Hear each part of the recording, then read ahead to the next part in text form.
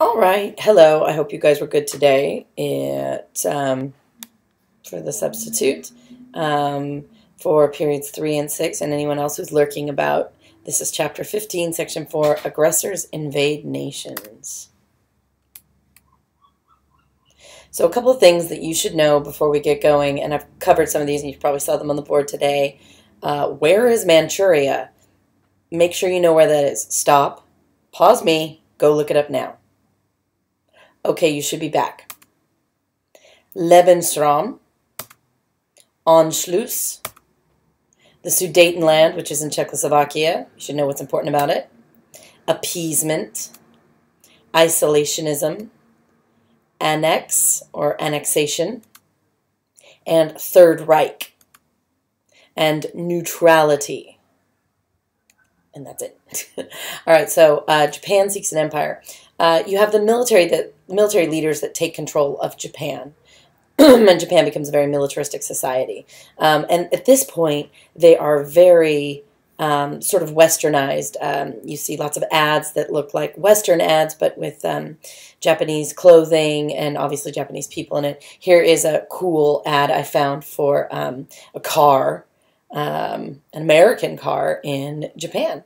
Japan is trying to solve their economic problems through foreign expansion, and why not? That's what Europe did. You run out of land, you run out of natural resources. Hey, go take it from Africa. Hey, go take it from Latin America. So literally, they're just copying the way that the Europeans solved their problem. The difference is there's very few places left on the globe that are up for grabs anymore. So Japan goes and invades Manchuria. Manchuria is like a state within China, and you looked it up so you know. It is there. It's that big purple area on the map. And as you can see, Japan has been steadily expanding. We just haven't been taking note because they're far away. In 1931, they used the excuse of a bomb exploding on a train in Manchuria. And since they have a lot of investments, since Japan has a lot of investments in Manchuria, they say to China, oh, you obviously can't control this area. There's a rebellion. We need to go in there and deal with it. Now, to this day, we're all pretty certain that Japan set the bomb on the train anyways, just to use this as an excuse. Of course, the League of Nations, created after World War I, was the group that was supposed to say, hey, we're going to avoid war by talking out our problems. So they look at Japan and say, no, you can't do this. And Japan's reaction is, okay, well, then I'm going to quit your club, because the League of Nations has two big problems. Number one, it doesn't have any sort of military arm, so they can tell you not to do something, but they cannot back it up. And number two, the major world power at this time, the United States, isn't even in it. So they just withdraw from the League, and this is all that people like Hitler and Mussolini need to realize, hey, this League, they're powerless. I don't have to listen to them. I don't have to fear them. And so in 1937, Japan just flat out invades China. So there you go. There's the template. Japan is, shown Hitler and Mussolini exactly how to do it. So in 1935, Mussolini attacks Ethiopia. The League of Nations again does nothing and again appears powerless. There they are in Ethiopia with their giant poster of Mussolini, Il Duce. Hitler goes on to defy the Versailles Treaty. In 1935, he begins rebuilding the German army. And again, here's another point where the League of Nations or France and Great Britain could have, walked in there and been like, and they would have been strong enough at that point to beat down Hitler, but they didn't. In 1936, Germany occupies the Rhineland. The Rhineland was supposed to remain demilitarized. No military in there. It was a nice little safety net for France because, as you can imagine, they are, keeping a wary eye on Germany. They're building up defenses. We'll talk about that later. So they move their army into the Rhineland. Again, the Western powers do nothing. Could we have defeated him then? Yes. Had we done anything? But we didn't. Then Germany, Italy, and Japan form an alliance calling themselves the Axis powers. Germany was expressly forbidden to do this. He did it anyways. Britain is using a policy that they're calling appeasement, and it's giving in to aggression. And the idea is, well, if we just give you the small thing you want, you'll go away.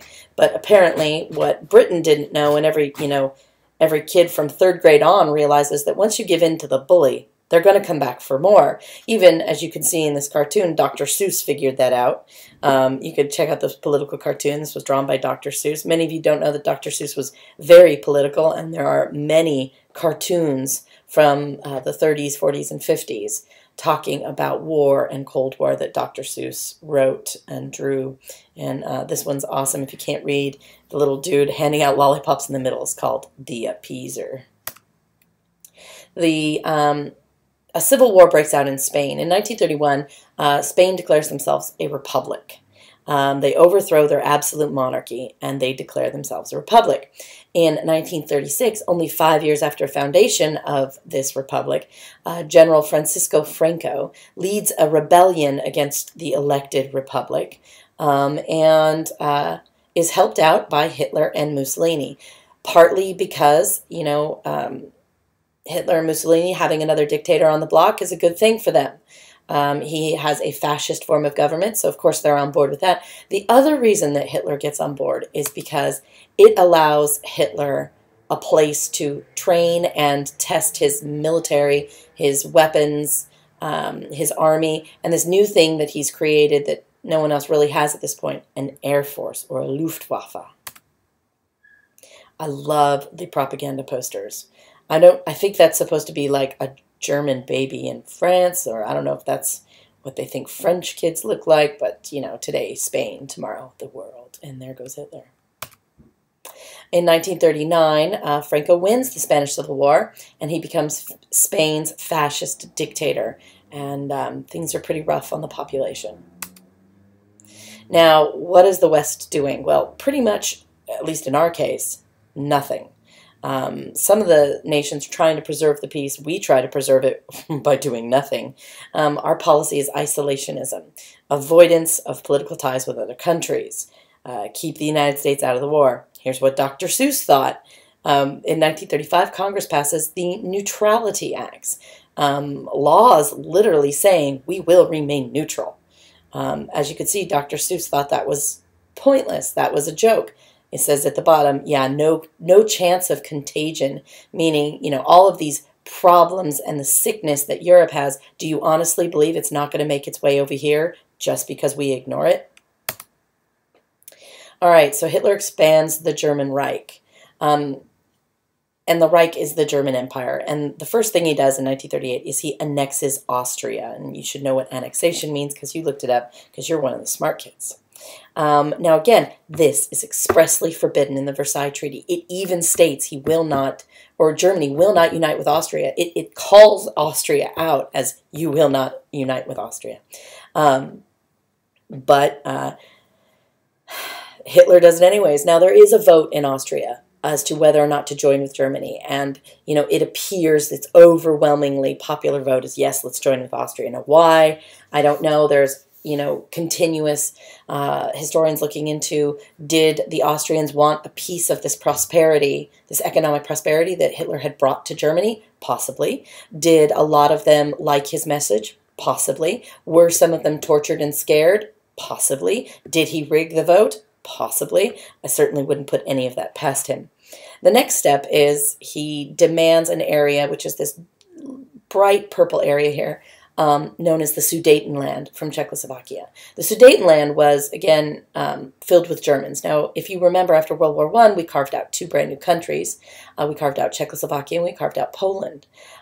Czechoslovakia was made up of predominantly Germans, Austrians, and Hungarians as the prominent minority groups. Now, of course, there were Czechs in this area, Bohemia, Moravia, and obviously Slavs in the area of Slovakia, but along the edges, all along the edges were these ethnic minorities that used to belong in other countries.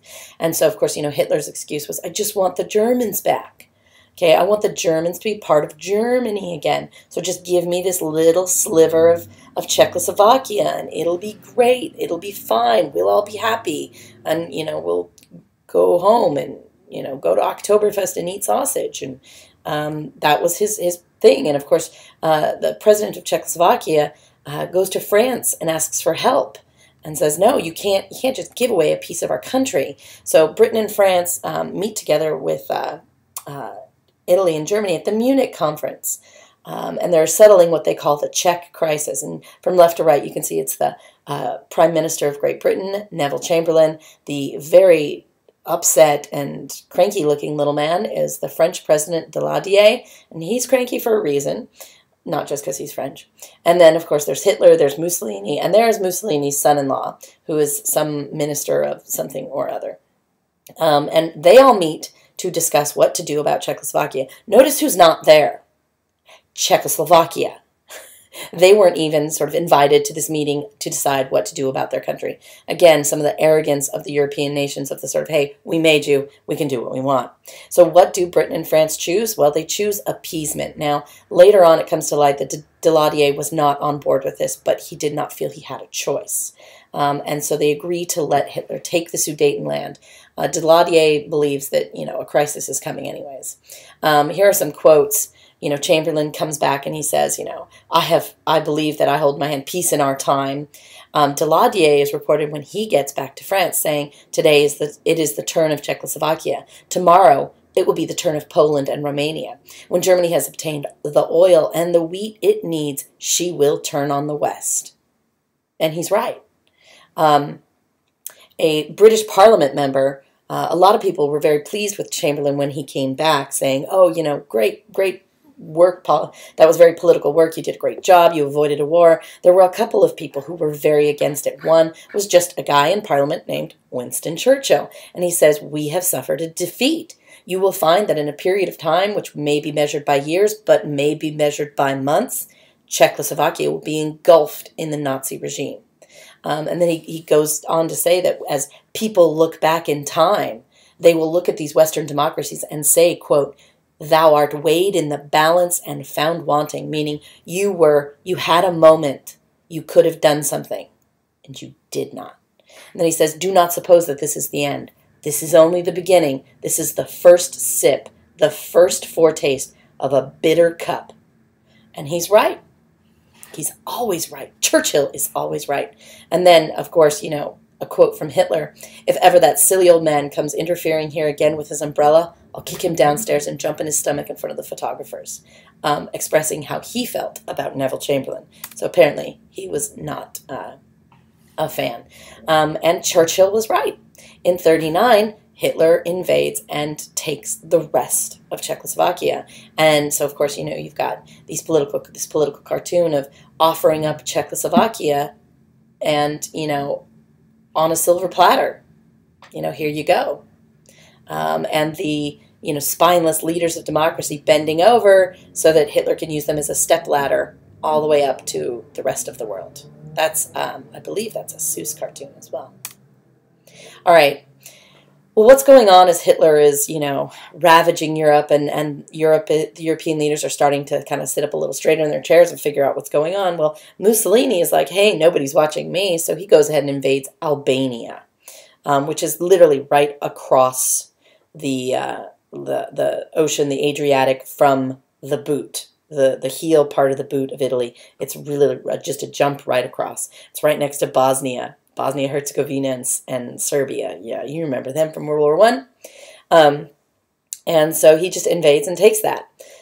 Hitler then demands a piece or a chunk of Poland. They should have known, a chunk of Poland, so that Germany can have access to East Prussia. Those two green areas are Germany. But if you remember, after World War I, when we formed Poland, okay, the Western powers created what they called the Polish corridor, so that Poland would have an outlet to the sea, so they could, contribute and play the trade game with the rest of Europe. Well, doing that cuts off Germany from a piece of Germany. Once again, his excuse is, hey, in this Polish corridor is all these ethnic Germans. They've all, been suddenly told they're Polish, and they're not Polish, and they need to come back to me.